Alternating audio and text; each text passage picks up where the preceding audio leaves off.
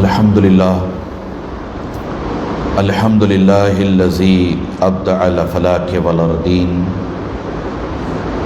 والصلاة والسلام علی من کان نبیا وآدم بین الماء والطین وعلی آلہ الطیبین والطاہرین وصحبہ اجمعین اما بعد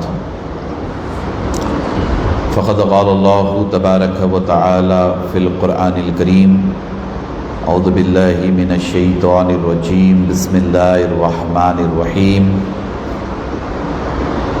وتعاونوا علی البر والتقوی ولا تعاونوا علی الاثم والعدوان واتقوا اللہ ان اللہ شدید العقاب آمنت باللہ صدق اللہ العظیم وصدق رسولہ النبی الامین الکریم ونحن علی ذلک لمن الشاہدین والشاکرین والحمد للہ رب العالمین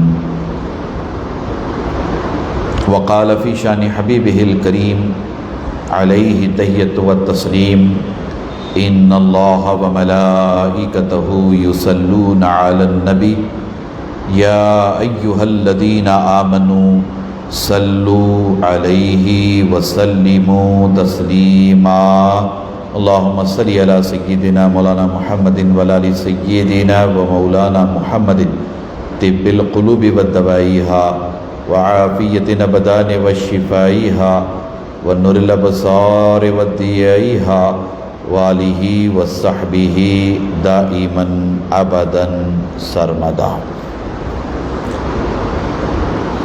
برادران ملت اسلامیہ و عزیزان گرامی قدر،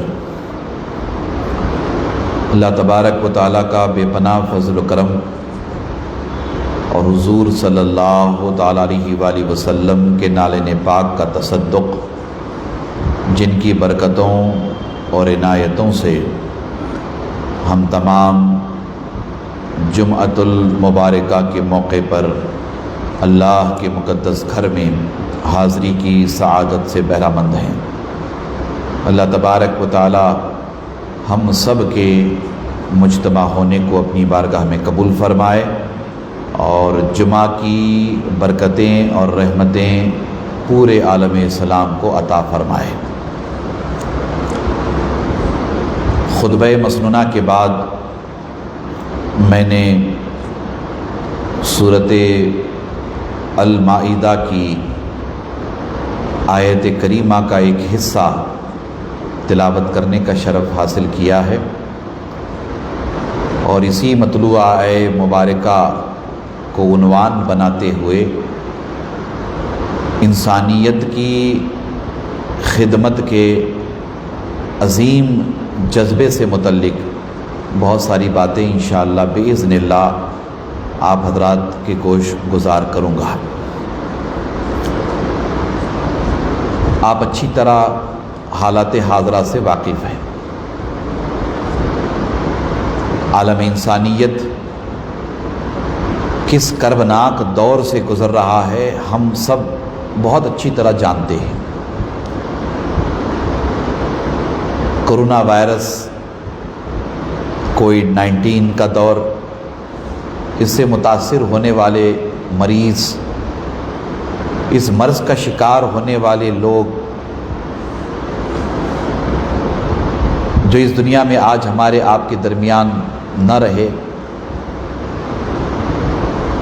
یہ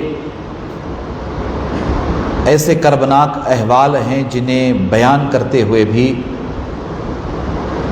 ایک عجیب و غریب بے چینی بے قراری محسوس ہوتی ہے۔ انسانی جانوں کا نقصان اپنی جگہ، بیماروں کی بیماری اپنی جگہ، علاج معالجہ اپنی جگہ، اس کے ساتھ ساتھ بڑے پیمانے پر دیگر امور کی وجہ سے عالم انسانیت پریشان ہو جاتا ہے، بالخصوص غریب، مسکین، مزدور طبقہ، صبح سے شام تک محنت مزدوری کر کے کما کر کھانے والے لوگ مالی طور پر، اقتصادی طور پر جہاں بے حد متاثر ہوتے ہیں، ان کے حالات بیان کرتے ہوئے کلیجہ منہ کو آ جاتا ہے۔ ہم لوگ اکثر یہ خبریں سنتے رہتے ہیں، پڑھتے رہتے ہیں کہ کرونا وائرس سے مرنے والوں کی اتنی تعداد ہے، مریض اتنے زیادہ ہیں، فلاں متاثر ہو گیا، فلاں بیمار ہو گیا، اس پر اتنا پیسہ خرچ ہو گیا، اس پر اتنا روپیہ خرچ ہو گیا، وغیرہ وغیرہ۔ اس کے ساتھ ساتھ حکومت کی جانب سے احتیاطی تدابیر پر جو عمل کیا جاتا ہے یا کروایا جاتا ہے، جیسے کہ لاک ڈاؤن وغیرہ چل رہا ہے، صبح سے شام تک محنت مزدوری کر کے کمانے کھانے والے پریشان حال ہیں، غریب پریشان ہیں، مسکین پریشان ہیں، وہ مالی اعتبار سے اس قدر کمزور ہو جاتے ہیں، متاثر ہو جاتے ہیں کہ بھوک مری کی وجہ سے، کھانے پینے کی چیزوں کی قلت کی وجہ سے، اشیاء خورد و نوش کی کمی کی وجہ سے وہ لوگ بڑی تعداد میں بھوک مری کا شکار ہو جاتے ہیں۔ ان کی حالات وہ بھی بیان کرنے سے ہم آپ قاصر ہیں، ہم آپ دیکھتے رہتے ہیں، یہ احساس اور محسوس کے معاملات ہیں۔ ان تمام چیزوں کو سامنے رکھتے ہوئے بہت سارے ملی ادارے، تنظیمیں، نوجوان ہمارے شہر بیجاپور میں بھی، ضلع میں بھی، صوبہ میں بھی، ملک میں، پوری دنیا میں لوگ لگے ہوئے ہیں فلاحی کاموں میں، امدادی کاموں میں۔ ان سے جو کچھ ہو پاتا ہے وہ اپنے اپنے طور پر انسانیت کی مدد میں، انسانیت کی خدمت میں لگے ہوئے ہیں۔ یہ ساری باتیں مختصراً میں آپ حضرات کی خدمت میں اس لیے عرض کیا تاکہ آج کے مختصر سے خطاب کا عنوان اور اس کا پس منظر آپ کی سمجھ میں آ جائے۔ دین اسلام میں انسانیت کی مدد کی کیا اہمیت ہے؟ ہم جس مذہب سے تعلق رکھتے ہیں، ہمارا مذہب، ہمارا دین ہمیں انسانیت کی مدد اور انسانیت کی خدمت، مخلوق کی خدمت کی کیا تعلیم دیتا ہے، کیا احکامات ہیں، ہمیں کتاب اللہ سے بھی جاننا چاہیے، حدیث رسول اللہ سے بھی جاننا چاہیے، حضور کی سیرت سے بھی بہت ساری باتوں کو ہمیں سیکھنا چاہیے، جاننا چاہیے۔ سورۃ المائدہ کی آیت کریمہ کا حصہ میں نے تلاوت کیا ہے۔ اللہ تبارک و تعالیٰ ارشاد فرماتا ہے کہ وَتَعَاوَنُوا عَلَى الْبِرِّ وَالتَّقْوَىٰ، اور نیکی اور پرہیزگاری پر ایک دوسرے کی مدد کرو، یعنی اچھے کاموں میں، نیک کاموں میں، بھلائی کے کاموں میں۔ اللہ تبارک و تعالیٰ ہمیں تعلیم دے رہا ہے، حکم دے رہا ہے، بشارت دے رہا ہے کہ ایک دوسرے کی مدد کرو، نیکی میں، نیک کاموں میں، اچھے کاموں میں ایک دوسرے کی مدد کرو۔ وَلَا تَعَاوَنُوا عَلَى الْإِثْمِ وَالْعُدْوَانِ، اور گناہ اور زیادتی پر باہم مدد نہ کرو۔ نیک کاموں میں ایک دوسرے کی مدد کرنا چاہیے، غلط کاموں میں، گناہ کے کاموں میں قطعی طور پر نہ کسی کا ساتھ دینا چاہیے، نہ کسی کی مدد کرنی چاہیے۔ پھر اللہ تبارک و تعالیٰ ارشاد فرماتا ہے کہ وَاتَّقُوا اللَّهَ إِنَّ اللَّهَ شَدِيدُ الْعِقَابِ، اور اللہ سے ڈرتے رہو، بے شک اللہ کا عذاب سخت ہے۔ اس آیت کریمہ کے ذریعہ ایک بات بہت ہی واضح طور پر ہماری آپ کی سمجھ میں آ گئی کہ ہر اچھے کام میں، ہر نیک کام میں، ہر بھلائی کے کام میں ہمیں ایک دوسرے کا تعاون کرنا چاہیے، ایک دوسرے کا ساتھ دینا چاہیے، ایک دوسرے کا ہاتھ بٹھانا چاہیے، ہر نیک کام میں، ہر بھلائی کے کام میں، ہر خیر کے کام میں۔ قرآن مجید کی اور آیات کا مطالعہ کریں تو ہمیں یہ جذبہ جگہ جگہ اللہ تبارک و تعالیٰ عطا فرماتا ہے، خیر خواہی کا جذبہ، غم خواری کا جذبہ، ہر ایک کے بارے میں اچھا سوچنا، ہر ایک کے بارے میں اچھا گمان کرنا، ہر ایک کے بارے میں اچھا خیال رکھنا، بدگمانی نہیں کرنا، کسی کے بارے میں غلط خیال نہیں کرنا، اور غم خواری کرنا، کسی کی پریشانی کے عالم میں، پریشانی کے وقت میں اس کی مدد کرنا، بھلے ہی آپ دو بول اپنی زبان سے بول کر کے اس کی مدد کریں۔ بہت کچھ آپ نہیں کر سکتے، آپ اس کی مدد نہیں کر سکتے، تعاون نہیں کر سکتے، بھلے ہی آپ قاصر ہیں اس سے کوئی مطلب نہیں ہے، مگر یہ کہ کم سے کم دو بول بول کر ایسے شخص کی یا ایسے انسان کی مدد کرنا جو مصیبت زدہ ہے، آپ کے دو بول اس کے لیے بہت کام آ سکتے ہیں، آپ کے دو بول اس کے لیے ہمت کا کام کر جاتے ہیں۔ تو ہمیں یہ جذبہ قدم قدم پہ سکھایا گیا کہ نیک کاموں میں ہاتھ بٹھانا چاہیے، حصہ لینا چاہیے، خود بھی نیک کام کرنا چاہیے، بھلائی کے کام کرنا چاہیے، انسانیت نوازی کے کام کرنا چاہیے، انسانوں کی مدد کرنی چاہیے، مصیبت زدہ کی مدد کرنی چاہیے، پریشان حال لوگوں کی مدد کرنی چاہیے۔ اللہ نے آپ کو اس لائق بنایا ہے۔ اللہ تبارک و تعالیٰ نے اگر آپ کو اس لائق بنایا ہے کہ آپ 10 روپیہ کسی کو دے سکتے ہیں، میں بہت ہی عام فہم بات آپ کے سامنے پیش کر رہا ہوں عام انداز میں، اگر آپ کو اللہ تعالیٰ نے اس لائق بنایا ہے کہ آپ 10 روپیہ کسی کو دے سکتے ہیں، 10 روپیے کے ذریعہ کسی کی مدد کر سکتے ہیں، تو آپ کو کرنا چاہیے۔ یہ نیکی ہے، اور نیکی میں ایک دوسرے کا تعاون کرنا چاہیے، ایک دوسرے کا ہاتھ بٹھانا چاہیے، ایک دوسرے کی مدد کرنی چاہیے۔ کرونا مہاماری کے اس دور میں، عالمی وبا کے اس دور میں، انسانیت کے لیے سب سے بڑا چیلنج ہے۔ قدم قدم پہ آپ دیکھیں، قدم قدم پہ آپ اس چیز کو محسوس کریں، انسانیت کے لیے سب سے بڑا چیلنج ہے۔ چھوڑیے یہ مسلمان ہے، یہ ہندو ہے، یہ سکھ ہے، یہ عیسائی ہے، یہ اس مذہب کا سے تعلق رکھنے والا ہے، اس مسلک سے تعلق رکھنے والا ہے، یہ ساری باتیں چھوڑ دیجئے۔ میں صرف اس طرف آپ کی توجہ چاہتا ہوں، مجھے بتائیے غریبی کا کون سا مذہب ہے؟ بھوک مری کا کون سا مذہب ہے؟ مصیبت کا کون سا مذہب ہے؟ بیماری کا کون سا مذہب ہے؟ اگر ہم جائزہ لیں پتہ چلے گا کہ اس حوالے سے انسانیت تباہی بربادی کے دہانے پر کھڑی ہے۔ انسانیت کے لیے بڑے چیلنجز ہیں۔ اب ہمیں ان تمام باتوں سے اوپر اٹھ کر کے یہ دیکھنا ہے کہ انسان پریشان ہے، ہمیں انسان کی مدد کرنا ہے۔ انسانیت مصیبت زدہ ہے، ہمیں انسانیت کی مدد کرنا ہے۔ اللہ نے ہمیں اس لائق بنایا ہے تو ہمیں کرنا چاہیے۔ اس طرف ہمیں خاص طور پر توجہ دلائی گئی ہے۔ اللہ تبارک و تعالیٰ فرماتا ہے کہ نیکی اور پرہیزگاری پر، نیک کاموں میں، تقوی کے کاموں میں، پرہیزگاری کے کاموں میں، بھلائی کے کاموں میں ایک دوسرے کی مدد کرنی چاہیے، ایک دوسرے کا ساتھ دینا چاہیے، ایک دوسرے کا تعاون کرنا چاہیے۔ برائی میں قطعی طور پر نہ کسی کا ساتھ دینا چاہیے، نہ کسی کا تعاون کرنا چاہیے۔ پھر اللہ تعالیٰ نے فرمایا کہ اس بات سے تم آگاہ ہو جاؤ، خبردار ہو جاؤ، اللہ کا عذاب بڑا سخت ہے، اللہ گرفت کرے گا، اللہ کا عذاب بڑا سخت ہے۔ تو اس دور میں ان حالات کے پیش نظر ہمیں اس امور پر خاص طور پر توجہ کرنے کی ضرورت ہے۔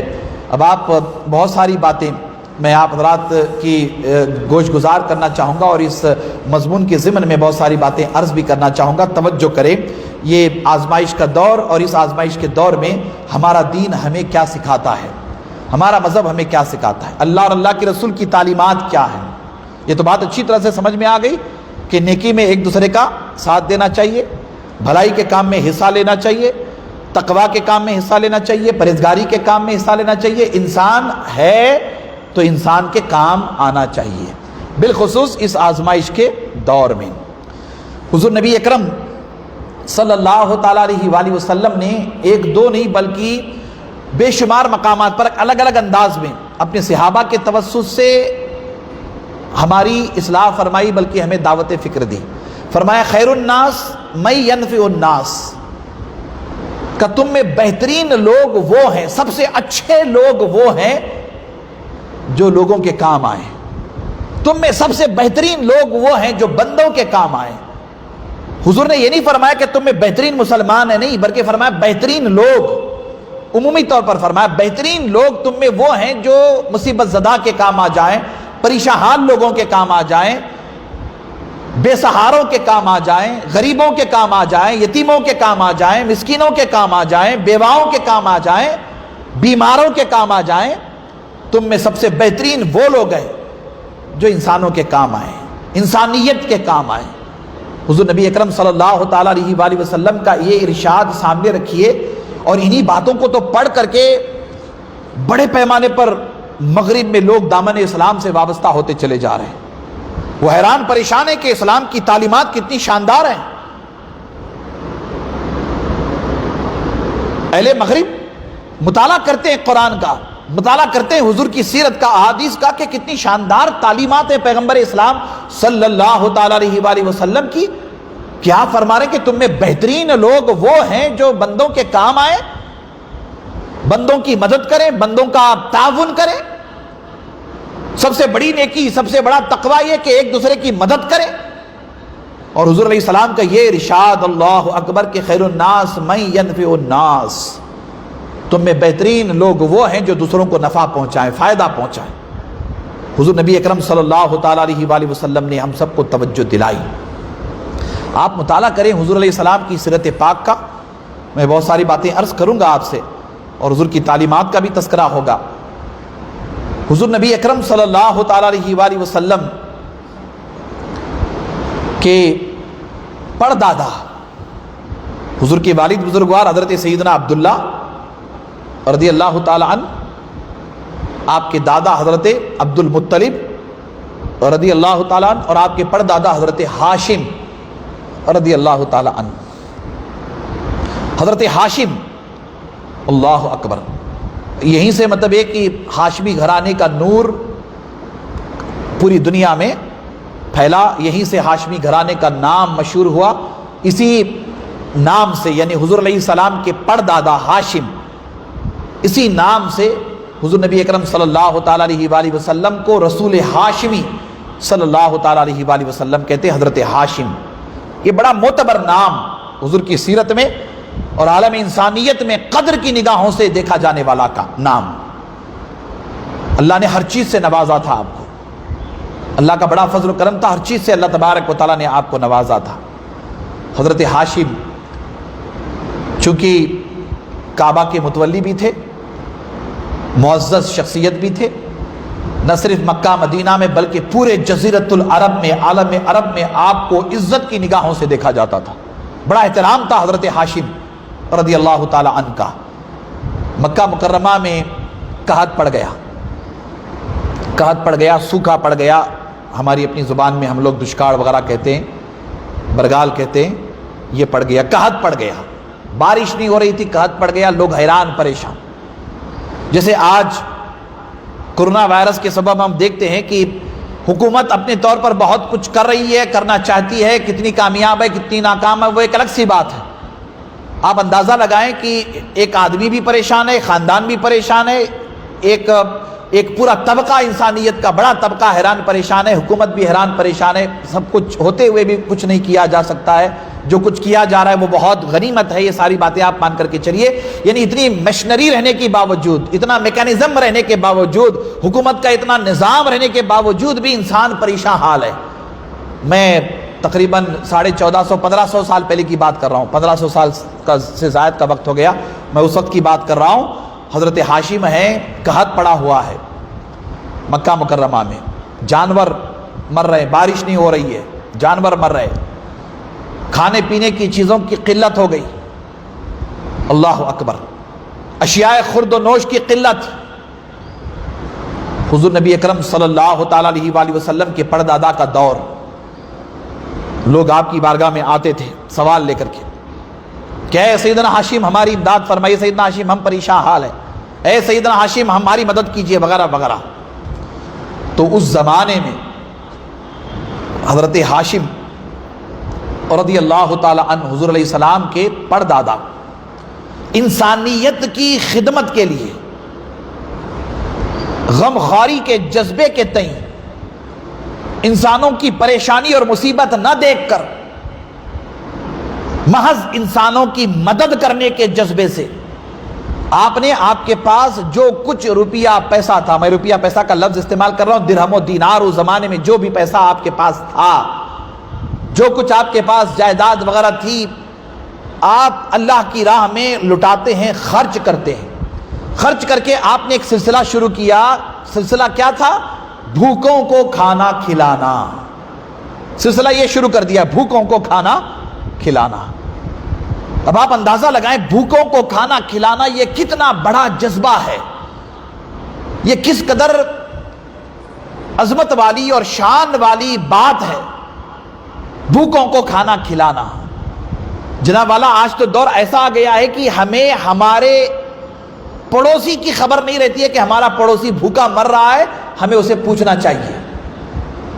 آپ غور کریں، ہم اتنے دنیا داری میں، نفس پرستی میں اس قدر اندھے، اس قدر بہرے، اس قدر گونگے ہو گئے ہیں، بے حس ہو گئے ہیں کہ ہمارے غریب رشتہ دار پریشان حال رہتے ہیں تو ہم ان کی پریشانی میں، ان کا تعاون کرنے میں، ان کی مدد کرنے میں یہ جذبہ بھی اپنے اندر نہیں رکھتے ہیں، یہ جذبہ بھی اپنے اندر. آئیے میں پریکٹیکل بات بتا رہا ہوں آپ کو، جو چل رہا ہے دنیا میں وہ میں آپ کو بتا رہا ہوں. اللہ اکبر.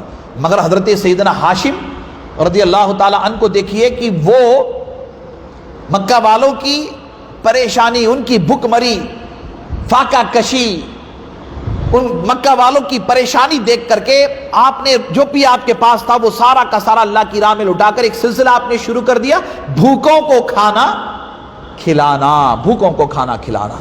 اللہ اکبر.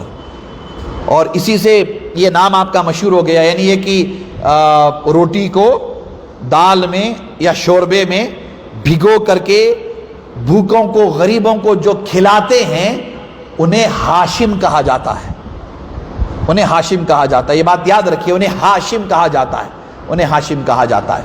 اللہ اکبر. حضور نبی اکرم صلی اللہ تعالیٰ علیہ وآلہ وسلم کے جد بزرگوار نے ایک تاریخ رقم کی. اللہ اکبر. جو کچھ آپ کے پاس تھا وہ سب خرچ کر کے بھوکوں کو کھانا کھلانا. حضرات گرامی یہ بہت بڑا کام ہے، بہت بڑی نیکی ہے. جیسا کہ میں نے آیت کریمہ تلاوت کی نا کہ وَتَعَاوَنُوا عَلَى الْبِرِّ وَالتَّقْوَىٰ، نیکی میں ایک دوسرے کا ساتھ دینا، تعاون کرنا. اللہ اکبر.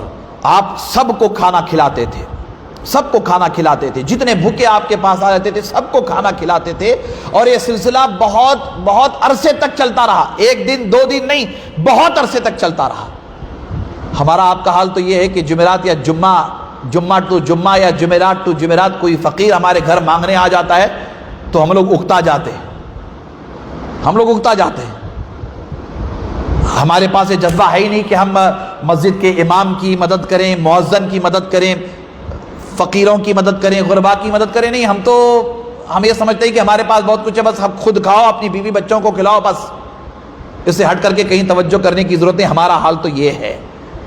اب آپ دیکھیں کہ حضور علیہ السلام کی سیرت پاک کے حوالے سے آپ کے اجداد کی تاریخ کتنی شاندار ہے، کتنی شاندار تاریخ ہے.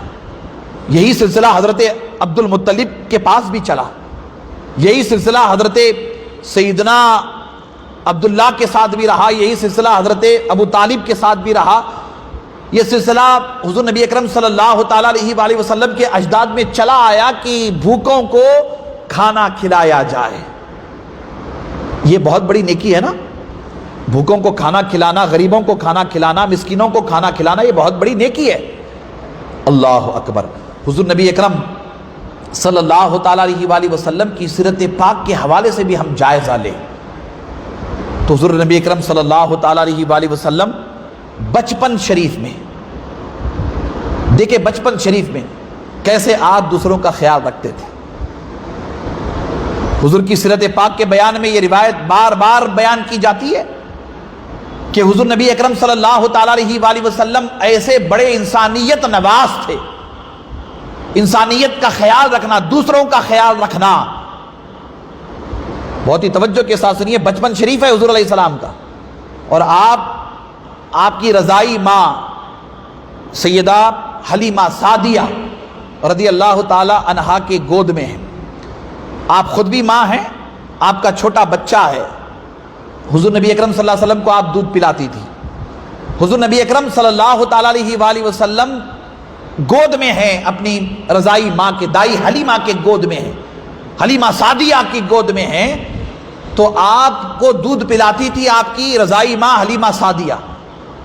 تو ایک طرف چھاتی سے آپ دودھ پیتے تھے اپنی رضائی ماں کے، تو پھر آپ کی رضائی ماں یعنی حلیمہ سعدیہ دوسری طرف آپ کو دوسری چھاتی سے دودھ پلانے کے لیے پلٹاتی تھی، تو آپ دوسری چھاتی سے دودھ نہیں پیتے تھے. حضور نبی اکرم صلی اللہ علیہ وسلم دوسری چھاتی سے دودھ نہیں پیتے تھے، اپنی ماں کی دوسری چھاتی سے دودھ نہیں پیتے تھے.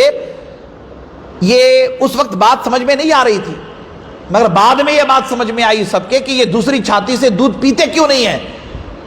حضور نبی اکرم صلی اللہ تعالیٰ علیہ وآلہ وسلم اپنی رضائی ماں کی گود میں انسانیت کی مدد کرنا، انسانیت کا خیال رکھنا، اپنی رحمت للعالمینی کا درس دے رہے ہیں کہ ایک طرف سے تو میں دودھ پی لیا ہوں، مگر اے میری رضائی ماں، تیرا اور ایک بیٹا ہے، وہ بھی دودھ کا حقدار ہے، اسے بھی دودھ پلانا ہے، وہ بھی دودھ پینا چاہتا ہے. تو دوسری ایک طرف سے میں دودھ پیوں گا اور دوسری جانب سے اے میری رضائی ماں میرے رضائی بھائی کو تم دودھ پلاؤ، اس لیے کہ وہ اس کا حقدار ہے۔ اب آپ اندازہ لگائیے کہ یہ شان، یہ عظمت حضور نبی اکرم صلی اللہ تعالیٰ علیہ وآلہ وسلم کی سیرت پاک کے یہ ابواب ہم آپ کثرت سے بیان کرتے ہیں، تو اس سے ہمیں ایک معجزے کے طور پر ہی نہ دیکھنا چاہیے، بلکہ یہ حضور نبی اکرم صلی اللہ تعالیٰ علیہ وآلہ وسلم کی عظیم تعلیمات ہے، یہ عظیم کردار ہے حضور کا۔ ماں کی گود میں رہ کر کے انسانیت نوازی کیسے کرنی چاہیے حضور ہمیں سکھا رہے ہیں، انسانوں کی کیسی مدد کرنی چاہیے حضور ہمیں یہ تعلیم دے رہے ہیں۔ اللہ اکبر۔ پھر حضور نبی اکرم صلی اللہ علیہ وسلم کا بچپن شریف گزرا، جوانی مبارک، حضور کی جوانی مبارک آپ دیکھیں، حضور نبی اکرم صلی اللہ تعالیٰ علیہ وآلہ وسلم نے کبھی مکہ مکرمہ میں یا آپ کے محلے کے بچوں کے ساتھ آپ کھیل کود میں مصروف نہیں رہے۔ حضور نبی اکرم صلی اللہ تعالیٰ علیہ وآلہ وسلم جوانی کے عالم میں مکہ مکرمہ کا ماحول ویسے ہی بگڑا ہوا تھا، نوجوان طبقہ اوباشی میں مبتلا تھا، عیاشی میں مبتلا تھا، بیرا روی کا شکار تھا۔ ایسے ماحول میں کبھی حضور نبی اکرم صلی اللہ تعالیٰ علیہ وآلہ وسلم کسی کے ساتھ قطعی طور پر کہیں تشریف نہیں لے گئے، ایک الگ زندگی، نرالی زندگی۔ چونکہ عالم انسانیت کے لیے حضور کی سیرت ایک نمونہ عمل بننے والی تھی نا، لقد کان لکم فی رسول اللہ اسوۃ حسنہ کا ایک عظیم پیغام پوری دنیا کو دینا تھا۔ اللہ تبارک و تعالیٰ نے ان تمام چیزوں سے حضور علیہ السلام کی حفاظت فرمائی، مگر کردار کتنا شاندار ہے، اللہ اکبر۔ حضور نبی اکرم صلی اللہ تعالیٰ علیہ وآلہ وسلم اپنی جوانی مبارک میں خدمت خلق کے اکثر کاموں میں حصہ لیتے تھے۔ مکہ مکرمہ میں حضور کی شان کیا تھی؟ اللہ اکبر، بے سہاروں کو سہارا دینا، لوگوں کی مدد کرنا، محتاجوں کی مدد کرنا، بھوکوں کو کھانا کھلانا، یتیموں کے ساتھ شفقت سے پیش آنا، محبت سے پیش آنا، غریبوں کی مدد کرنا، مسافروں کی مدد کرنا۔ اللہ اکبر۔ حضور نبی اکرم صلی اللہ تعالیٰ علیہ وآلہ وسلم اس طرح کے کاموں میں بڑھ چڑھ کر کے حصہ لیتے تھے، بڑھ چڑھ کر کے حصہ لیتے تھے۔ 25 سال کی عمر مبارکہ میں آپ کی شادی، آپ کا نکاح ام المومنین سے ہوا، سیدہ خدیجہ سلام اللہ علیہا۔ ام المومنین بڑی کامیاب تاجر خاتون تھی، بہت بڑا بزنس تھا، آپ کا کاروبار تھا، اللہ اکبر، مالدار خاتون تھی۔ حضور نبی اکرم صلی اللہ تعالیٰ علیہ وآلہ وسلم کی سیرت پاک کا یہ باب پڑھیے، 25 سال کی عمر مبارکہ سے لے کر 40 سال کی عمر مبارکہ تک 15 سال کا پیریڈ ہے، 15 سال کا حصہ۔ تو 15 سال کے اس حصے میں ابھی دنیا جانتی نہیں تھی کہ یہ آخری نبی ہے، آپ نے نبی ہونے کا اعلان نہیں فرمایا تھا۔ 15 سال کا یہ پیریڈ حضور نبی اکرم صلی اللہ تعالیٰ علیہ وآلہ وسلم ام المومنین کے ساتھ بحیثیت شوہر ایک بہترین ازدواجی زندگی گزار رہے ہیں۔ 15 سال کا یہ پیریڈ، اس 15 سال کے پیریڈ میں اللہ کے رسول صلی اللہ علیہ وسلم نے مکہ مکرمہ میں، جزیرۃ العرب میں حالات کے بہت سارے نشیب و فراز دیکھتے رہے، حالات کا تغیر تبدل آپ کے سامنے رہا، حالات بہت سارے آپ کے سامنے زیر و بم ہوتے رہے، بدلتے رہے، ساری چیزیں آپ کے سامنے تھیں۔ ان 15 سال کے عرصے میں حضور نبی اکرم صلی اللہ تعالیٰ علیہ وآلہ وسلم نے اللہ کی راہ میں بہت سارا مال خرچ فرمایا، غریبوں کی مدد فرمائی، یتیموں کی مدد فرمائی، بے سہاروں کی مدد فرمائی، بھوکوں کو کھانا کھلایا، مانگنے والوں کو سائلین کی مدد فرمائی، فقراء کی مدد فرمائی، درویشوں کی مدد فرمائی، جن کا کوئی سہارا نہیں تھا ایسوں کا سہارا آپ بنے۔ اللہ اکبر۔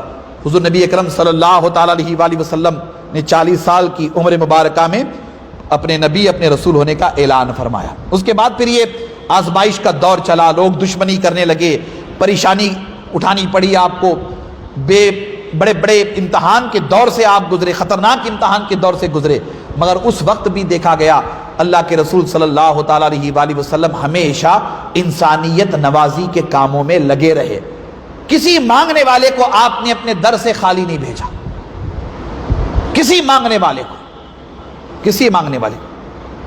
اللہ تعالیٰ نے قرآن مجید میں، قرآن مجید کے نزول کا سلسلہ تو بعد میں ہوا، وَأَمَّا السَّائِلَ فَلَا تَنْهَرْ بعد میں فرمایا گیا، مگر حضور نبی اکرم صلی اللہ علیہ وسلم کی نبوی شان مصطفی ایسی تھی کہ ہمیشہ سے آپ کسی مانگنے والے کو اپنے گھر سے واپس نہیں لوٹاتے تھے، ہمیشہ انسانیت نوازی کے جذبے کو پیش کرتے تھے، انسانیت کی خدمت میں آگے رہتے تھے۔ اللہ اکبر۔ ہجرت کے بعد جب آپ مدینہ منورہ چلے گئے، مدینہ منورہ میں کچھ حالات بہتر ہوئے، آزمائش وہاں بھی رہی، حالات بہتر ہوئے. تو حضور کی سیرت پاک آپ پڑھیے، اللہ اکبر، جو کچھ آپ کے پاس آ جاتا تھا، صحابہ ہدیہ نذرانہ پیش کرتے تھے، جو کچھ آپ کے پاس آ جاتا تھا اللہ کی راہ میں لٹا دیتے تھے. غریبوں کو کھلانا، مسکینوں کو کھلانا، بھوکوں کو کھلانا. حضور نبی اکرم صلی اللہ تعالیٰ علیہ وآلہ وسلم کی سیرت پاک کا یہ ایک عجیب و غریب اور شاندار باب ہے، شاندار باب. اہل بیت اطہار کو بھی دیکھا گیا، اہل بیت اطہار بھی اسی جذبے سے سرشار. سیدہ فاطمہ سلام اللہ علیہا کی ہم روایتیں بیان کرتے، امام علی کی روایتیں ہم بیان کرتے، حسنین کریمین کی روایتیں، حتیٰ کہ اہل بیت اطہار کے گھر کی خادماؤں کی روایتیں. جذبہ یہ رہا کہ خود بھوکے رہیں اور دوسروں کو کھانا کھلائیں، خود بھوکے رہیں اور بھوکوں کی مدد کریں، بھوکوں کو کھانا کھلائیں. بارہا بہت ساری روایتیں میں آپ کو سناتا رہتا ہوں، آپ حضرات اچھی طرح سے واقف ہیں ان تمام روایات سے، مگر ہمیں یہ سبق بار بار سننا چاہیے، بار بار پڑھنا چاہیے، تاکہ ہمارے اندر بھی ایک دوسرے کی مدد کرنے کا جذبہ پیدا ہو جائے. حضور نبی اکرم صلی اللہ تعالیٰ علیہ وآلہ وسلم کی سیرت پاک کا یہ باب ہم سب کے لیے بڑی اہمیت کا حامل و مالک ہے. بارہا ہمارے طلباء طالبات سیرت کے باب میں وہ روایت سناتے رہتے ہیں نا، لکڑیاں سر پہ اٹھانے والی روایت. مدینہ منورہ میں ایک عورت ہوا کرتی تھی، یا مکہ مکرمہ میں ایک عورت ہوا کرتی تھی. حضور نبی اکرم صلی اللہ تعالیٰ علیہ وآلہ وسلم سب کا ساتھ دیا کرتے تھے، خدمت کیا کرتے تھے، ایک دوسرے کا تعاون فرماتے تھے. حضور کہیں سے گزر رہے تھے تو ایک بڑھیا اپنے سر پہ لکڑیوں کا گٹھا لیے جا رہی تھی، تکلیف میں تھی. اللہ کے رسول نے اسے محسوس کیا، آگے بڑھے اور اس لکڑیوں کے گٹھے کو اپنے سر پہ لے لیا تاکہ اس بڑھیا کا بوجھ ہلکا ہو جائے. توجہ کر رہے ہیں نا آپ، بڑھیا کا بوجھ ہلکا ہو جائے، آپ نے اپنے سر پہ لے لیا. پھر راستے میں چلتے ہوئے گفتگو ہوتی رہی. اب وہ خاتون حضور کو پہچان نہ پائی کہ حضور کون ہے. اب وہ حضور نبی اکرم صلی اللہ علیہ وسلم کی برائی کرنے لگی کہ کوئی محمد ابن عبداللہ ہے، وہ اپنے نبی رسول ہونے کا دعویٰ کیا ہے اور ہمارے معبودان باطل کی برائی کرتا ہے، ہمارے قدیم مذہب کی برائی کرتا ہے اور ہمیں توحید کی دعوت دیتا ہے، رسالت کی دعوت دیتا ہے. برائی کرنے لگی. اللہ کے رسول صلی اللہ علیہ وسلم نے خاموشی سے مسکراتے ہوئے سب سنا، ریاکٹ نہیں کیا. جس کی مدد کر رہے ہیں حضور وہی گالی دے رہا ہے نا، حضور جس کے کام آ رہے ہیں وہی حضور کی برائی کر رہی ہے. اور اس موقع پر ہم آپ تھوڑا سا امیجن کیجئے، تصور کیجئے کہ اگر ہم آپ ہوتے تو وہی مطلب ہے کہ وہ سارا لکڑی کا گٹھا نیچے پھینک کر یا اسے مار کر زخمی کر کے بدلہ لینے کا جذبہ ہے نا مسلمانوں میں بہت زیادہ، بدلہ لینے کا. آج بھی بہت سارے ہم بدلہ لینا چاہتے ہیں، بدلہ. اللہ اکبر. حضور نبی اکرم صلی اللہ علیہ وسلم مسکراتے رہے، پورا راستہ کٹ گیا. اس کا گھر آیا. اللہ کے رسول صلی اللہ علیہ وسلم نے اپنے سر سے وہ لکڑیوں کا گٹھا اتار کے رکھ دیا. جانے لگے حضور تو اس بڑھیا نے پوچھا کہ میری اتنی مدد کرنے والے اے نوجوان بتا تو صحیح تیرا نام کیا ہے؟ میری اتنی مدد کرنے والے اے نوجوان تو کون ہے؟ وہ دور بھی نفسا نفسی کا دور تھا، وہ دور بھی ظلم کا، بربریت کا دور تھا. انسانیت کی مدد کرنے کا جذبہ لوگوں کے اندر سے ختم ہو گیا تھا. میں 1400 سال پہلے کی بات کر رہا ہوں. ہم آپ تو 2021 کے پرآشوب دور میں ہیں، ہے نا. یہ تو گیا گزرا دور کیا، یہ تو ختم ہی ہوا ہے سارا معاملہ. بس جو کچھ چل رہا ہے وہ چل رہا ہے، نظام چل رہا ہے جیسے بھی ہو. حضور نبی اکرم صلی اللہ تعالیٰ علیہ وآلہ وسلم سے اس بڑھیا نے پوچھا کہ بابا جا رہے ہو، کون ہو تم میری مدد کرنے والے؟ اس مکہ میں تو کوئی نہیں، اس مدینہ میں تو کوئی نہیں، یا اس عرب میں تو کوئی نہیں ہے، کون ہے تم جا رہے ہو میری مدد کر کے؟ ذرا اپنا نام تو بتا کے جاؤ. حضور علیہ السلام مسکرائے اور مسکرا کر کے فرمایا کہ پورے راستے بھر میں جس محمد ابن عبداللہ صلی اللہ تعالیٰ علیہ وسلم کہ تم برائی کر رہی تھی، اے بوڑھی ماں، وہ محمد صلی اللہ تعالیٰ علیہ وسلم میں ہی ہوں. جیسے ہی حضور نے اپنا نام ظاہر کر دیا، وہ حیران، پریشان، شرمندہ تھوڑی دیر کے لیے وہ پریشان حال ہو کر کے کھڑی رہی تھوڑی دیر پریشان حال ہو کر کے کہ یہ کتنا شاندار کردار ہے اس نوجوان کا، اس نے میری مدد کی اور میں نے اس کی برائی کی، برائی کرنے کے بعد بھی یہ نہ مجھ سے ناراض ہوا ہے، نہ یہ مجھ سے خفا ہوا ہے، نہ اس نے میری مدد کرنے سے انکار کیا، یہ تو میرے گھر تک آ کر کے میری مدد کی ہے۔ تھوڑی دیر کے لیے وہ یہ سوچ کر کے حیران پریشان ہوئی۔ حضور علیہ السلام کا یہ شاندار کردار دیکھ کر، انسانیت نوازی کا یہ شاندار نمونہ دیکھ کر، حضور علیہ السلام کا حلم، حضور کی بردباری، حضور کا صبر اور حضور علیہ السلام کی انسانوں کی مدد کرنے کے جذبے کو دیکھ کر، وہ خاتون جو پورے راستے میں بڑھیا برائی بیان کر رہی تھی، حضور علیہ السلام کا یہ نرالا انداز دیکھ کر کے کلمہ پڑھ کر کے وہی مسلمان ہو گئی، کلمہ پڑھ کر کے وہی مسلمان ہو گئی۔ اللہ اکبر۔ یہ بات قطعی طور پر غلط ہے کہ اسلام تلوار کے زور پہ پھیلا، یہ بات جھوٹی ہے، غلط ہے کہ اسلام تلوار کے زور سے پھیلا، نہیں، قطعی نہیں، اسلام تلوار کے زور سے نہیں پھیلا، اسلام رسول اللہ صلی اللہ تعالی علیہ وآلہ وسلم کے کردار کی برکتوں سے پھیلا ہے، حضور علیہ السلام کی سیرت پاک کی نعمتوں سے پھیلا ہے، حضور کے اسوہ مبارک سے پھیلا ہے۔ یہ بات ہمیں اچھی طرح سے جاننا چاہیے، سمجھنا چاہیے۔ حضور نبی اکرم صلی اللہ تعالی علیہ وآلہ وسلم نے ایسے انسانیت کی مدد فرمائی ہے، ایسے انسانیت کی مدد فرمائی ہے۔ مدینہ منورہ میں حضور علیہ السلام ہے، اٹھائیے بخاری شریف وغیرہ، مسلم شریف، کتب سیاہ، روایت آپ پڑھ کے دیکھیے، حضور بیماروں کی تیمارداری فرماتے تھے، مزاج پرسی کے لیے، بیمار کوئی بیمار ہو جائے تو حضور اس کا مزاج پوچھنے کے لیے جاتے تھے، ہے نا، مزاج پوچھنے کے لیے جاتے تھے۔ حضور کی سیرت بھی ہے، حضور کی سنت بھی ہے۔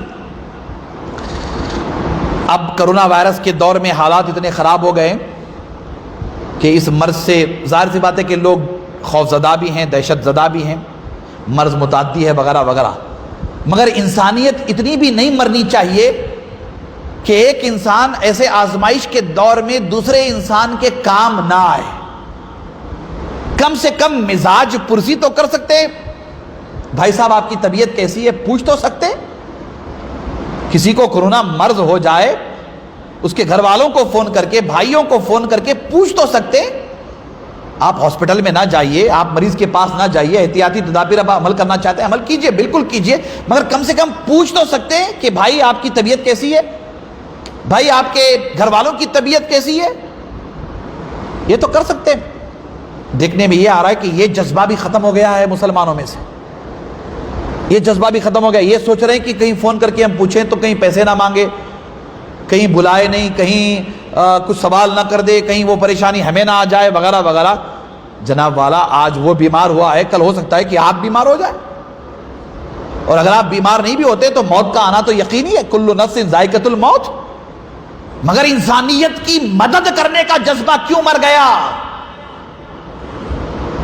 انسانیت کی مدد کرنے کا جذبہ کیوں ختم ہو گیا؟ یقیناً میں ان سب نوجوانوں کو، ان سب تنظیموں کو سلام کرتا ہوں جو ایسی مہاماری کے دور میں بھی، بیماری کے دور میں بھی اپنی طبیعت کی، اپنی جان کی پرواہ کیے بغیر ماشاءاللہ خدمت خلق میں لگے ہوئے ہیں۔ جماعت اہل سنت کرناٹکا کا ایک پورا گروپ خدمت اہل سنت میں لگا ہوا ہے، خدمت خلق میں لگا ہوا ہے، انسانیت کی خدمت میں لگا ہوا ہے۔ یقیناً وہ قابل مبارکباد ہے، اللہ انہیں جزائے خیر عطا فرمائے۔ مگر میں عام بات بتا رہا ہوں آپ کو، حالات ایسے چلے ہیں نا، میں جو بتا رہا ہوں آپ کو، چلے ایسے ہی حالات چلے، ایسے ہی حالات چلے۔ اللہ اکبر۔ یہاں تک کہ پڑوسی میں اگر کوئی کرونا وائرس سے انتقال کر جاتا ہے تو گھر کی ایک دیوار سے لگ کر کے دیوار ہے، وہ لوگ گھر کا دروازہ بند کر لیتے ہیں تو باہر تک نہیں نکلتے۔ ایسے واقعات بھی سننے میں آ رہے ہیں۔ یہ حیوانیت ہے، حیوانیت۔ کرونا وائرس سے جس کا انتقال ہو جاتا ہے، بعض میڈیکل رپورٹس اس طرح کی آئی ہیں کہ وہ وائرس بھی اس کے ساتھ ختم ہو جاتا ہے۔ احتیاط کرنا ہے ٹھیک ہے، لیکن یہ کہ وہ وائرس بھی اس کے ساتھ ختم ہو جاتا ہے۔ میں بتا یہ رہا ہوں آپ کو، کہ پڑوسی ہوتا ہے وہ پریشان حال ہے، کم سے کم مطلب کہ مرنے کے بعد خیر خواہی کے جذبے سے، غم خاری کے جذبے سے، مدد کے جذبے سے پوچھ تو لیتے، ساتھ تو دیتے، تعاون تو کرتے۔ وہ جذبہ بھی ختم ہوتا چلا جا رہا ہے۔ حضور نبی اکرم صلی اللہ تعالیٰ علیہ وسلم کی حدیث پاک کی سنیے گا، سیرت پاک کا یہ پہلو۔ حضور نبی اکرم صلی اللہ علیہ وسلم کی خدمت میں مدینہ منورہ میں ایک یہودیوں کا لڑکا حضور کی بارگاہ میں حاضر ہوتا تھا۔ حضور مسجد نبوی میں صحابہ کو درس دیتے تھے، مسجد نبوی میں تشریف فرما ہیں، وفد آتے رہتے تھے، وفود اسلام آتے رہتے تھے، حضور ان سے ملاقات کرتے رہتے تھے۔ تو یہودیوں کا ایک لڑکا حضور سے وہ بڑی محبت کرتا تھا۔ اس کا کام کیا تھا بتایا آپ کو؟ وہ حضور کی خدمت میں رہتا تھا۔ خدمت کیا؟ قریب نہیں جاتا تھا حضور کے، خدمت یہ کرتا تھا کہ حضور علیہ السلام کے نالین شریفین، جوتے مبارک حضور جہاں چھوڑتے تھے وہ اس کی نگرانی کرتا تھا اور انہیں درست کر کے رکھتا تھا، اپنے ہاتھوں سے درست کر کے اٹھا کے رکھتا تھا۔ حضور کے نالین پاک کی وہ خدمت کرتا تھا، حضور کی جوتی مبارک کی خدمت کرتا، وہی کام اس کا تھا اور کوئی کام نہیں کرتا تھا۔ تو ایک دن، 2 دن، 3 دن وہ مسجد نبوی میں نظر نہیں آیا۔ اللہ کے رسول صلی اللہ علیہ وسلم نے پوچھا کہ وہ یہودیوں کا لڑکا جو روزانہ آیا کرتا تھا آج 2-3 دن ہو گئے نظر نہیں آ رہا ہے؟ پوچھتے تھے حضور، پوچھتے تھے حضور۔ آج آپ دیکھیے نفس کتنا موٹا ہو گیا، انسانیت کیسی مر گئی ہے کہ محلے کی مسجد ہے، محلے کی مسجد میں 5 وقت مسجد میں نماز میں ملاقات ہوتی رہتی ہے، سب سے ملاقات ہوتی رہتی ہے، مگر اگر کوئی حاجی صاحب، قاضی صاحب یا کوئی جناب، کوئی رشتہ دار، کوئی پڑوسی یا کوئی محلے میں رہنے والا 1 دن، 2 دن، 3 دن مسجد میں نظر نہ آئے تو کوئی پوچھنے والا بھی نہیں ہے کہ فلاں صاحب مسجد میں کیوں نہیں آ رہے، حاجی صاحب مسجد میں کیوں نہیں آ رہے ہیں، کوئی پوچھنے والا بھی نہیں ہے۔ یعنی ہم قیامت کے قریب ہیں، یہ مان کر کے چلیے گا۔ دور نفسا نفسی کا ہے، دور حیوانیت کا ہے، ہمارا ضمیر مر گیا ہے، ضمیر اندر والا جو ضمیر ہے، اندر والا مسلمان ہے وہ مر گیا ہے۔ ہم پوچھتے بھی نہیں ہیں کہ نماز کے لیے کیوں نہیں آئے، جمعہ کے لیے کیوں نہیں آئے، فجر میں کیوں نہیں آئے۔ اب حضور علیہ السلام اس یہودی لڑکے کو پوچھ رہے ہیں کہ وہ لڑکا کیوں نہیں آیا۔ صحابہ کو تو حضور پوچھتے ہی پوچھتے تھے، کہاں چلے گئے، فلاں کیوں نہیں آئے، فلاں کیوں نہیں آئے، حضور تو پوچھتے ہی تھے۔ اب وہ یہودی لڑکے کے بارے میں حضور علیہ السلام پوچھتے ہیں تو پتہ چلا کہ وہ بیمار ہو گیا ہے۔ قربان جائیں تاجدار انبیاء صلی اللہ تعالیٰ علیہ وآلہ وسلم کی شان و عظمت پر، حضور نبی اکرم صلی اللہ تعالیٰ علیہ وآلہ وسلم اس یہودی لڑکے کی طبیعت پوچھنے کے لیے اس کے گھر تشریف لے جاتے ہیں۔ ہم جلدی اپنے رشتہ داروں کے گھر نہیں جاتے، بھائی کے گھر نہیں جاتے اگر بیمار ہو جائے، بہن کے گھر نہیں جاتے، رشتہ داروں کے گھر نہیں جاتے اگر بیمار ہو جائے۔ حضور کی شان عظمت دیکھیے، یہودی کے گھر جا رہے ہیں حضور علیہ السلام، اللہ اکبر، وہ لڑکے سے ملاقات کرنے کے لیے، اس کی مزاج پوچھنے کے لیے۔ حضور علیہ السلام جب گئے تو اس کے گھر میں خوشی کی انتہا نہیں، خوشی کی انتہا نہیں۔ وہ چارپائی پہ لیٹا ہوا تھا، کمزوری تھی، شدید بیمار ہو گیا تھا، مرض الموت میں مبتلا تھا، مرض الموت میں۔ حضور قریب گئے، پوچھا طبیعت کیسی ہے، تو حضور کے پوچھنے سے ایسے لگا کہ اس کے چہرے پر بہار آ گئی، خوش ہو گیا کہ اللہ کے رسول میرے گھر آ گئے، اللہ کے رسول میرے گھر آ گئے۔ دیکھیے آپ کچھ مت کیجئے، میں بتا رہا ہوں آپ کو، کچھ مت کیجئے، کوئی بیمار ہو جائے ایسے ہی جائیے اس کی طبیعت پوچھنے کے لیے، وہ خوش ہوگا۔ 5 وقت مسجد میں آ کر کے نماز پڑھنا یہی عبادت ہے، ایسا نہیں ہے۔ 4-5 لاکھ روپے خرچ کر کے حج کر کے آنا یہی عبادت نہیں ہے۔ رمضان میں روزے رکھنا یہی عبادت نہیں ہے۔ زکوٰۃ دے دینا یہی عبادت نہیں ہے جناب والا۔ اس کے علاوہ عبادت کے بہت سارے کام ہیں جو میں بیان کر رہا ہوں۔ کسی مریض کی عیادت کرنا، جا کے اس کا مزاج پوچھنا، یہ بھی اللہ کی بارگاہ میں نیکی ہے، یہ بھی اللہ کی بارگاہ میں تقویٰ ہے، یہ بھی اللہ کی بارگاہ میں عبادت ہے۔ اس طرف بھی توجہ کیجئے۔ حضور نے مزاج پوچھا تو وہ خوش ہو گیا، اب مرض الموت میں تھا۔ اللہ کے رسول صلی اللہ تعالیٰ علیہ وسلم وہاں تک پہنچے اور پہنچ کر کے دیکھا کہ یہ انتقال کر جانے والا ہے اور اس نے ہماری خدمت کی ہے، ہماری خدمت کی ہے۔ حضور نبی اکرم صلی اللہ علیہ وسلم نے اس کو اسلام کی دعوت دی، کہا بیٹا کلمہ پڑھ کے مسلمان ہو جاؤ، کلمہ پڑھ کے مسلمان ہو جاؤ۔ اس کا باپ اس کے سرانے کھڑا تھا، وہ ڈر کے مارے اپنے باپ کو دیکھا۔ اب اس کے باپ کو پتا تھا کہ یہ حضور سے بہت محبت کرتا ہے، پتا تھا، تو اس کے باپ نے اس مرحلے میں اپنے بیٹے کو اشارہ کیا کہ بیٹا اسلام قبول کر لو، حضور علیہ السلام جو فرما رہے ہیں اسے مان لو۔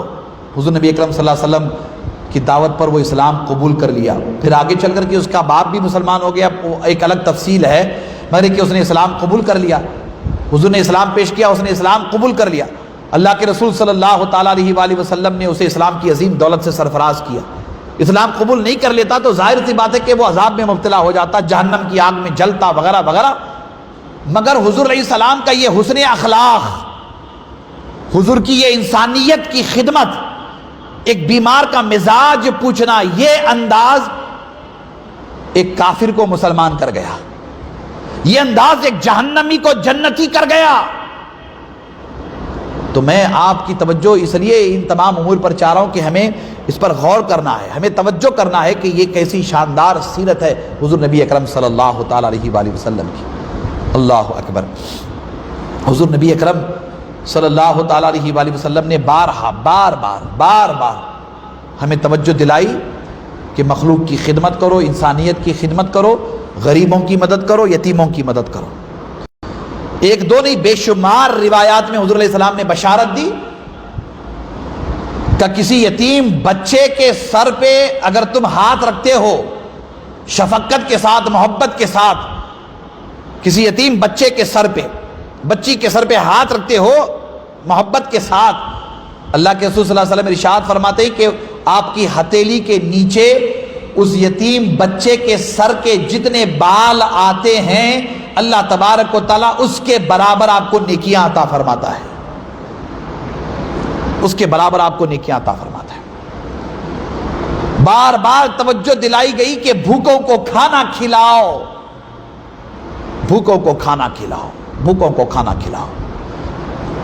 حضور نبی اکرم صلی اللہ تعالیٰ علیہ وآلہ وسلم نے ارشاد فرمایا, متفق علیہ روایت, بخاری مسلم کی متفق علیہ روایت, حضرت عبداللہ ابن عمر رضی اللہ تعالیٰ عنہما راوی ہے. آپ فرماتے ہیں کہ حضور نبی اکرم صلی اللہ علیہ وسلم نے فرمایا کہ ایک مسلمان دوسرے مسلمان کا بھائی ہے, ایک مسلمان دوسرے مسلمان کا بھائی ہے, نہ وہ اس پر ظلم کرتا ہے نہ اسے بے یار و مددگار چھوڑتا ہے. جو شخص اپنے کسی مسلمان بھائی کی حاجت روائی کرتا ہے اللہ تعالیٰ اس کی حاجت روائی فرماتا ہے, اور جو شخص کسی مسلمان کی دنیاوی مشکل حل کرتا ہے اللہ تعالیٰ اس کی قیامت کی مشکلات میں سے کوئی مشکل حل فرمائے گا, اور جو شخص کسی مسلمان کی پردہ پوشی کرتا ہے اللہ تعالیٰ قیامت کے دن اس کی ستر پوشی فرماتا ہے. پھر بہت ساری روایت میں یہ کہ جو مسلمان یا جو انسان کسی انسان کے کام آتا ہے, حضور نے کیا فرمایا, ایک مسلمان دوسرے مسلمان کے کام آنا, ایک انسان دوسرے انسان کے کام آنا. جب تک وہ ایک انسان دوسرے انسان کی مدد کرتا ہے اللہ تبارک و تعالیٰ اس کی مدد فرماتا ہے. حضور نبی اکرم صلی اللہ تعالیٰ علیہ وآلہ وسلم ارشاد فرماتے, اس حدیث پاک میں امام طبرانی صحیح اسناد کے ساتھ بیان فرماتے, حضرت زید بن ثابت رضی اللہ تعالیٰ عنہما راوی, حضور نبی اکرم صلی اللہ تعالیٰ علیہ وآلہ وسلم نے ارشاد فرمایا کہ اللہ تعالیٰ اس وقت تک اپنے بندے کے کام میں, یعنی اس وقت تک اللہ تبارک و تعالیٰ اپنے بندے کی مدد فرماتا رہتا ہے جب تک وہ بندہ اپنے بھائی کے کام میں, مسلمان بھائی کے کام میں, انسان کے کام میں مدد کرتا رہتا ہے. یعنی ایک انسان جب تک دوسرے انسان کی مدد کرتا رہتا ہے اللہ تعالیٰ اس انسان کی مدد فرماتا ہے جو انسان کی مدد کے کام میں لگا رہتا ہے. حضور نبی اکرم صلی اللہ تعالیٰ علیہ وآلہ وسلم نے فرمایا کہ اللہ تعالیٰ کی ایک ایسی مخلوق ہے جنہیں اس نے ان لوگوں کی حاجت روائی کے لیے پیدا فرمایا ہے, لوگ اپنی حاجت کے سلسلے میں دوڑے دوڑے ان کے پاس آتے ہیں, یہ وہ لوگ ہیں جو اللہ کے عذاب سے محفوظ رہیں گے. یعنی اللہ تبارک و تعالیٰ نے بندوں میں ایسے بندوں کو بھی پیدا فرمایا ہے جو لوگوں کے کام آتے ہیں, انسانوں کے کام آتے ہیں, وہ انسانیت کی خدمت کرتے رہتے ہیں, مخلوق کی خدمت کرتے رہتے ہیں, ان کی ضرورت کو پورا کرتے ہیں, اور مصیبت زدہ لوگ ان کی طرف بڑھتے چلے جاتے ہیں. اس موقع پر مجھے حضرت سیدنا امام علی علیہ السلام کا قول یاد آیا. امام علی علیہ السلام ارشاد فرماتے کہ اگر مصیبت زدہ لوگ, پریشان حال لوگ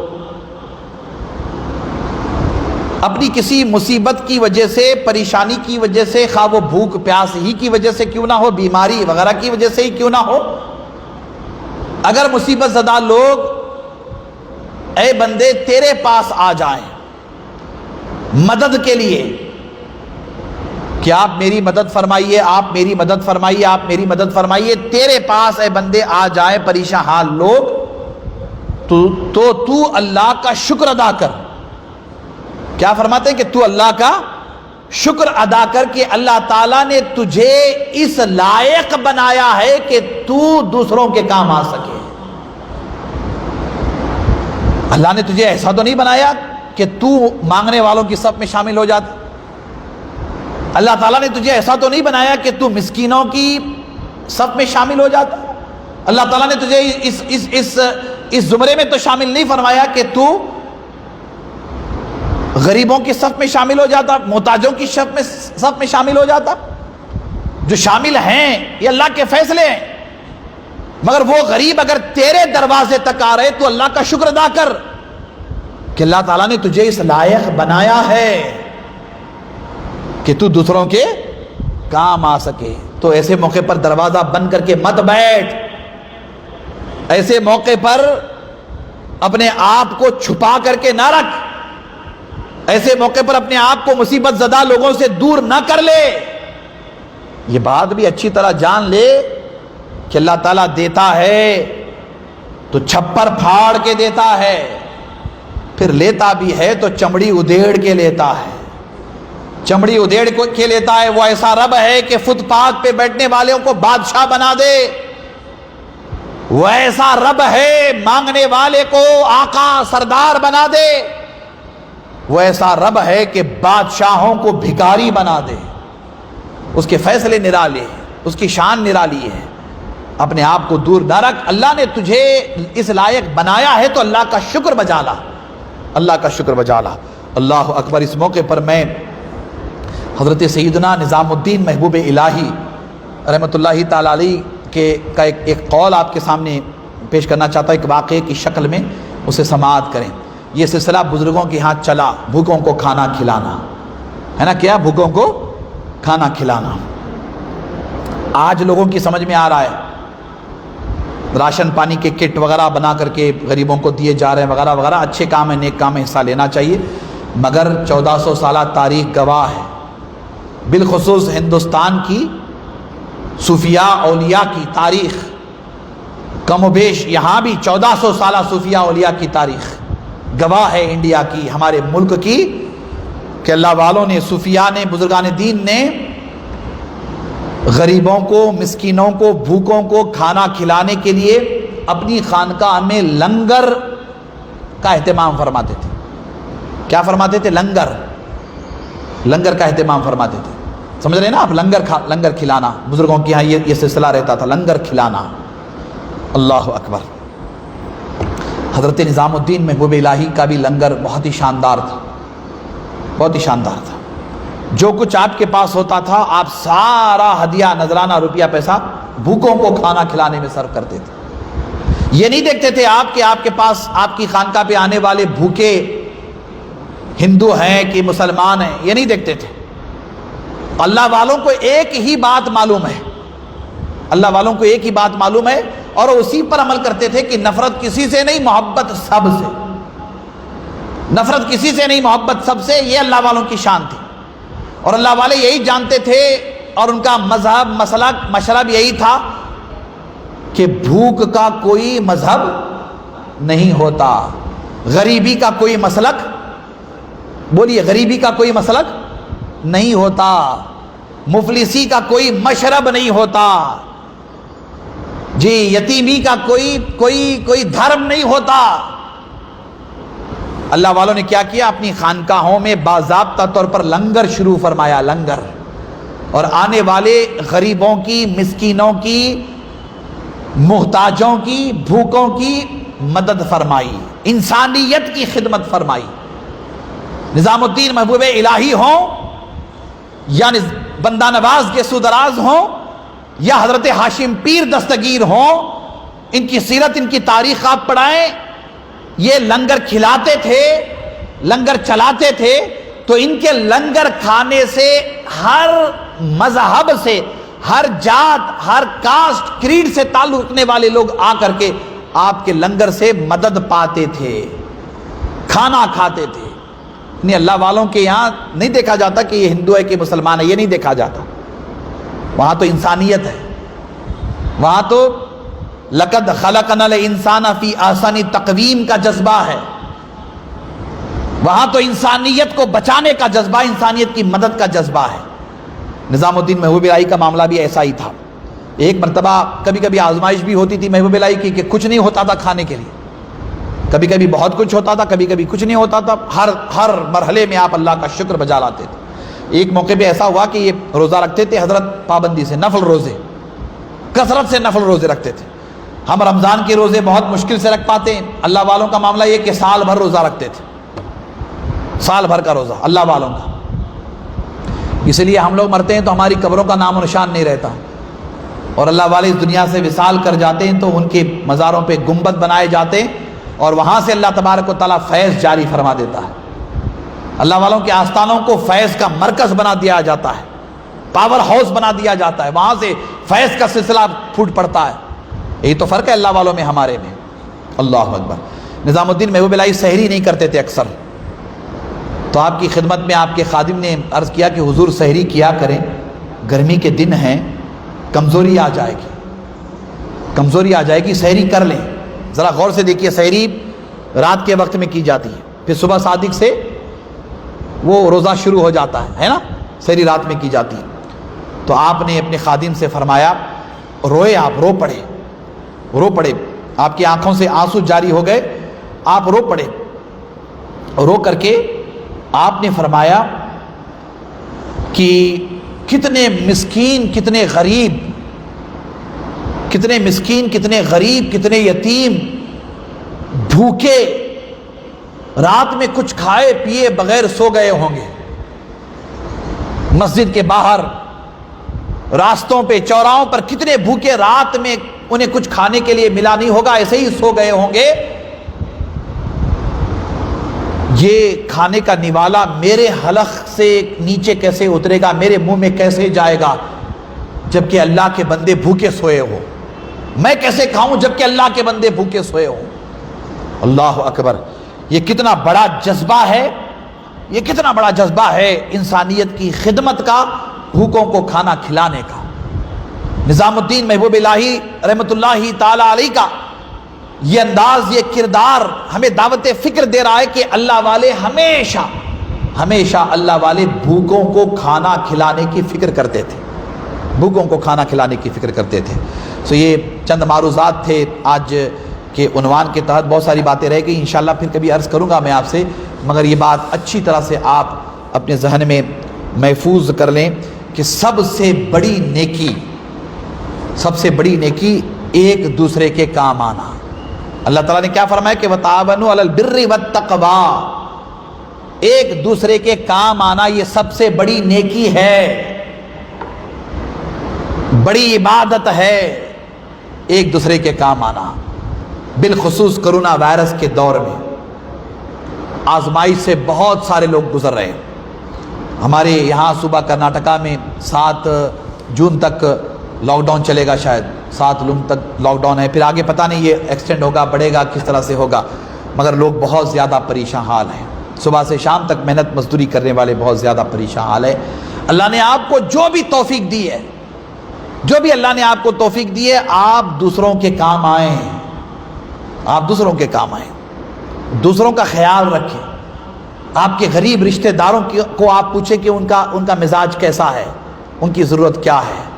آپ اپنے غریب پڑوسی کو پوچھیں کہ بھائی آپ کی طبیعت ٹھیک ہے، آپ کو کسی چیز کی ضرورت تو نہیں ہے، کسی چیز کی ضرورت تو نہیں ہے. پوچھئے ان سے، ملاقات کیجئے، پوچھئے ان سے. جا کر کے مل نہیں سکتے کرونا وائرس کے سبب، ڈر خوف ہے، تو فون کر کے پوچھئے، دور کھڑے رہ کر کے پوچھئے، ان سے پوچھئے، ملاقات کیجئے، اپنے اندر غم خواری کا جذبہ پیدا کیجئے، خیر خواہی کا جذبہ پیدا کیجئے، ایک دوسرے کی مدد کرنے کا جذبہ پیدا کیجئے. میں نے آپ کو قرآن اور حدیث کی روشنی میں بہت ساری باتیں بتائیں، سیرت کی روشنی میں بہت ساری باتیں بتائیں. نظام الدین محبوب الہی کا میں نے تذکرہ کیا، نظام الدین محبوب الہی کا تذکرہ میں نے کیا. آپ اپنے اندر یہ جذبہ پیدا کریں اور کوشش کریں کہ ہم ایک دوسرے کے کام آئیں، ایک دوسرے کے کام آئیں، بالخصوص اس آزمائش کے دور میں ایک دوسرے کے کام آئیں. مجھے امید ہے کہ ان باتوں پر آپ توجہ کریں گے۔ اللہ تبارک و تعالی ہمیں ایسی باتیں سمجھنے اور سمجھانے کی اور ان پر عمل کرنے کی توفیق رفیق عطا فرمائے، آمین۔ وما علینا الا البلاغ المبین۔ یہ دعائے مغفرت کی گزارش کی گئی ہے۔ دو نام یہاں پر آئے ہیں، مہدی حسن یہ انتقال کر گئے ہیں، یو پی کے ہیں، اور مبشرین صاحبہ یہ انتقال کر گئی۔ دعا کریں کہ اللہ تبارک و تعالی جی سلیم کلادگی یہ بھی انتقال کر گئے، اور اس کے علاوہ بہت سارے لوگ انتقال کر گئے ہیں۔ حیدرآباد وغیرہ سے بھی لوگ فون کرتے ہیں، بنگلور سے فون کرتے ہیں، پتہ نہیں دنیا بھر میں کہاں سے فون کرتے ہیں۔ بہت ساروں کے نام یاد ہیں، بہت ساروں کے نام یاد نہیں ہیں۔ حیدرآباد میں ایک عبدالرؤوف ہیں، ان کی والدہ کا بھی انتقال ہو گیا۔ دعا کریں کہ اللہ تبارک و تعالی جتنے حضور کی امت میں انتقال کر گئے، جن کے نام ہمیں پتہ ہیں، جن کے نام ہمیں پتہ نہیں ہیں، اللہ تعالیٰ حضور علیہ السلام کے صدقے و طفیل میں ان سب کی مغفرت فرما دے، ان سب کو جنت نعیم میں اعلیٰ جگہ عطا فرمائے، انہیں اپنی رحمت سے سرفراز فرمائے، اور ان کی قبر پر صبح قیامت تک رحمت و انوار کی بارش فرمائے، اور حضور نبی اکرم صلی اللہ علیہ وسلم کی امت میں اور عالم انسانیت میں کرونا وائرس کے سبب جتنے مریض بیمار ہیں ان سب کو اللہ تبارک و تعالی شفا عطا فرمائے۔ مردوں میں جو بیمار ہیں مولا علی حسنین کریمین کے صدقے و طفیل میں انہیں شفا عطا فرمائے۔ خواتین میں جو بیمار ہیں کرونا وائرس سے، ام المومنین سیدہ خدیجہ، سیدہ آمنہ حضور علیہ السلام کی والدہ ماجدہ، حضور کی زوجہ محترمہ ام المومنین سیدہ خدیجہ سلام اللہ علیہا، سیدہ فاطمہ سلام اللہ علیہا کا واسطہ وسیلہ مولا ان تمام خواتین کو شفا کاملہ عاجلہ عطا فرما۔ عالم انسانیت کو مولا کرونا وائرس سے نجات عطا فرما، کرونا وائرس سے ہم سب کی حفاظت فرما۔ مولا تبارک و تعالی ہم سب کی مدد و نصرت فرما۔ مولا تبارک و تعالی ہمارے گناہوں خطاؤں کو معاف فرما۔ مولا تبارک و تعالی ہمیں نیکی میں، تقوی میں ایک دوسرے کا ساتھ دینے، تعاون کرنے کی توفیق عطا فرما، آمین ثم آمین۔ وما علینا الا البلاغ المبین۔